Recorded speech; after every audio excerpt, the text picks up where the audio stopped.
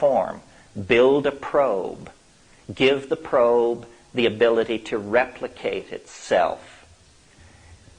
Start these probes out from your home planet, and at every, say every half AU or something, the probe replicates so that the volume of probes stays constant as the volume of space increases. If you're carrying out an exhaustive search of the galaxy for life, it's very hard to imagine a civilization that could visit every star and monitor every star over long periods of time. A much more efficient strategy would be the phone home strategy. You send essentially a credit card which says, if you get this message, call the enclosed toll-free number and immediately report your location. We will come at that point. That's, I think, what's going on. Human history is the effort to phone home. Human history is the effort to decode a message in the terrestrial environment of this planet that shamans and dreamers and mystics, and let's throw in a few schizophrenics and out-and-out screwballs, have been accessing for millennia. And it's not new. It's very, very old. And it cannot be without significance that the Mayan civilization, which used these mushrooms, became obsessed with 2012 AD. I, who am absolutely phobic of obsessions in all forms, am myself obsessed by December 21st, 2012 AD. That's the bottom line of the barcode. And my notion of what's going on in the informational phase space of contemporary existence is that we are under the influence of a kind of attractor. This is this thing I mentioned which seized hold of us as a higher animal and steered us toward language, ritual, religion, the calculus, so forth and so on.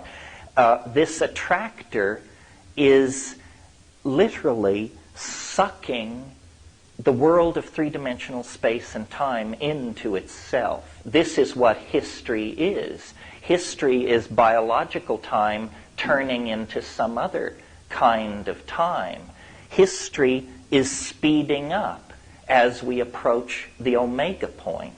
And here is a granted idiotic, but nevertheless serviceable metaphor for how this thing at the end of time works and why we are driven so nutty by things like flying saucers. The transcendental attractor at the end of the historical process, think of it like one of those mirrored bar balls that hang in a disco that catch the light and put scintillations on the walls as it spins around. As we approach the transcendental object at the end of time, the reflections, the precursive anticipations, what Wordsworth called the intimations of immortality, grow ever stronger. The world is becoming more and more irrational, more and more fraught with anomaly. Not only flying saucers, but Bigfoot and the crop circles, which are quite new as a wrinkle. There will be more and more of this stuff as we approach the moment of concrescence.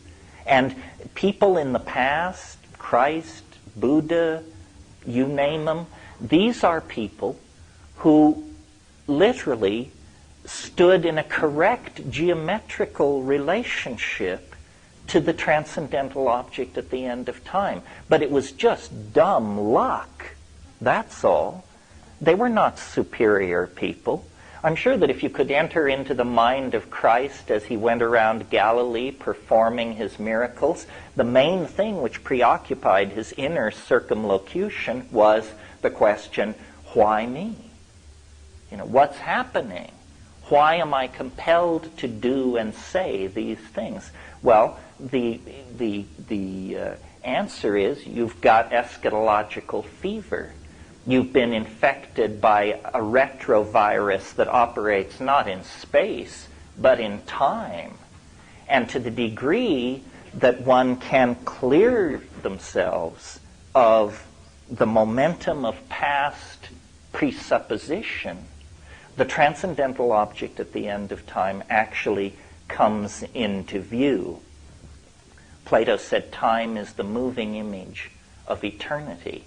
The way I think of shamanism and psychedelic voyaging is that it is transdimensional travel, literally, not in the undefined way that you often hear it used, but in the mathematical sense. A shaman and a psychedelic person and a UFO contactee is someone who has seen the end. They simply didn't know what they were looking at, because who knows what the end looks like. The world of historical possibility concresces into a mercurial hologrammatic disk, part bios, part machine, part syntax, part mind. The categories dissolve. The world is not what it appears to be. I was very interested in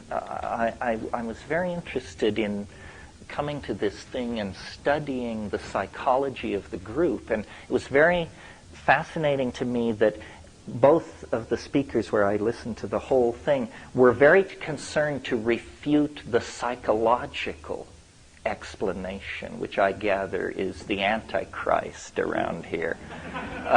And as I understand it, somebody said to me, the first thing they said to me, I thought, my God, these people are on edge. He said, I want you to know that this Jungian thing is bullshit. I said, okay, that's fine. However, this is like beating a dead horse. Has the news from quantum physics not reached the UFO community? Is it not now thoroughly assimilated that an observer is necessary for reality to exist at all? It's all psychological. There's no distinction. And so these people who have such enthusiasm for beryllium ships from Arcturus or wherever should be informed, same. That's important news. It is now, and where is it coming from? Let's not rush past this here. Physics has always been the paradigmatic science. All sciences have physics envy. Why is that?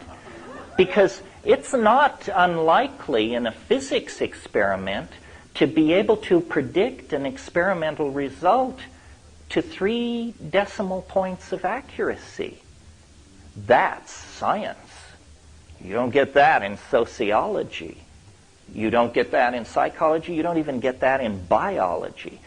And physics is the most mathematical of all the sciences. So around the towering edifice of physics, the more frightened and uncertain of the sciences had gathered near her skirts.